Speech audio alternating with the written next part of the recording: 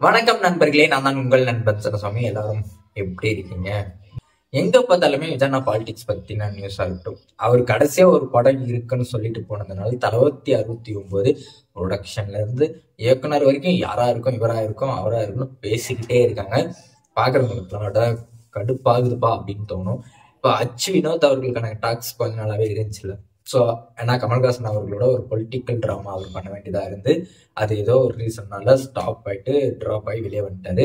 அந்த ஒரு ஸ்டோரி விஜயானாவுக்கு பிடிச்சி போய் ஸோ பொலிட்டிக்கல் என்ட்ரி ஆகிறோம், அப்படியே ஒரு பொலிட்டிக்கல் சப்போர்ட் உள்ள ஒரு மூவி மாதிரி நடிச்சிட்டோம் அப்படின்னா மக்களுக்கு ஒரு விழிப்புணர்வு கொடுத்த மாதிரி இருக்கும் அப்படின்ற ஒரு கருத்தமைப்புல அவர் எடுக்கிறதுக்கான வாய்ப்புகள் இருக்குன்னு தான் இப்போ எல்லாருமே ஷேர் பண்ணிட்டு இருக்காங்க. அதனால எல்லாருமே ஷேர் பண்ணது தளபதி 69 டிவிவி ப்ரொடக்ஷன்ல அச்சுவினோத் தான் இயக்குனர் அப்படின்னு சொல்றாங்க. சில பேர் கார்த்திக் சுப்பராஜ்னு சொல்றாங்க. ஆனா என்னுடைய ஒப்பீனியனா நான் ஷேர் பண்ணது என்னன்னா, கடைசி மூவி ஸோ கொஞ்சம் ஃபேன்ஸ்க்கு ஏற்ற ஒரு மாசம், சொசைட்டிக்கு ஏற்ற ஒரு மெசேஜும் பர்ஃபெக்டா எல்லாருக்கும் கொண்டு போய் ரீச் பண்ணக்கூடிய இடத்துல ஒரு மனுஷன் இருக்காப்ல, அதுதான் அட்லி. ஸோ அவர் ஒரு உமன்ஸ் பேஸ்டாவே, உமன்ஸ்க்கு முக்கியத்துவம் கொடுக்கறதாவே படம் பண்ணுவார் இல்லையா. ஸோ அப்படி பார்க்கும்போது ஸோ இந்த சூழமைப்புல அவர் அரசியல் வர்றதுனால உமன்ஸ்க்கு சப்போர்ட் உள்ள ஒரு படமா பிளஸ் நமக்கு ஏற்ற ஒரு மாசம் சேர்ந்து பண்ணணும்னு நினைச்சா அது அட்லி அவர்களோட சேர்ந்து ஒரு பொலிட்டிக்கல் சப்ஜெக்ட்ல அவர் ஆள போறான் தமிழன்னு சொல்லி டைட்டில் கூட ரெஜிஸ்டர் பண்ணியிருந்தாருல, அந்த ஒரு டைட்டில்ல படம் பண்ணா எப்படி இருக்கும்? ஸோ ஜஸ்ட் அதை மட்டும் ஷேர் பண்ணுங்க. இது என்னுடைய ஒப்பீனியனாக நான் ஷேர் பண்றேன்.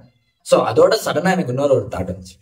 பீஸ்ட் படம் பார்க்க போறதுக்கு முன்னாடி எனக்கு சோர்சஸ் மூலமா தகவல் கிடைச்சது என்னன்னா, இப்போ பீஸ்ட் எடுத்து முடிச்சதுனால டைரக்டர் நெல்சன் மேல அவருக்கு நம்பிக்கை நிறையவே இருக்கு.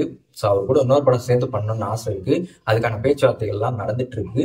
ஸோ அவர் கண்டிப்பா வரப்போறாரு அப்படின்ற மாதிரி சொன்னாங்க. அதை தான் நான் பீஸ்ட் ரிவ்யூ அப்பவே ஷேர் பண்ணேன். இப்படி ஒரு விஷயம் கேள்விப்பட்டிருக்கேன். ஆனா படம் இப்படி நெகட்டிவா பேசுறதுனால திரும்ப வருவாங்களா தெரியல அப்படின்னு சொன்னேன்.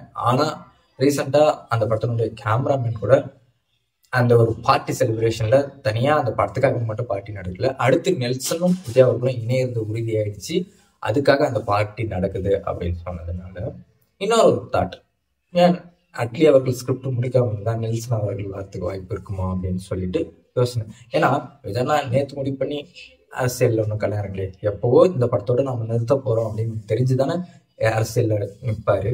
அப்படி இருக்கும்போது எதுக்கு சும்மாவே நெல்சனோட திரும்ப ஒரு படம் பண்றேன்னு சொல்லணும் அப்படின்ற ஒரு தாட் இருக்கு. அப்போ தளபதி 69 நெல்சன் வந்தா எப்படி இருக்கணும் கமெண்ட் பண்ணிடுங்க. ஏன் சன் பிக்சர்ஸ் அது பண்ணா ஏன் பண்ண மாட்டாங்களா?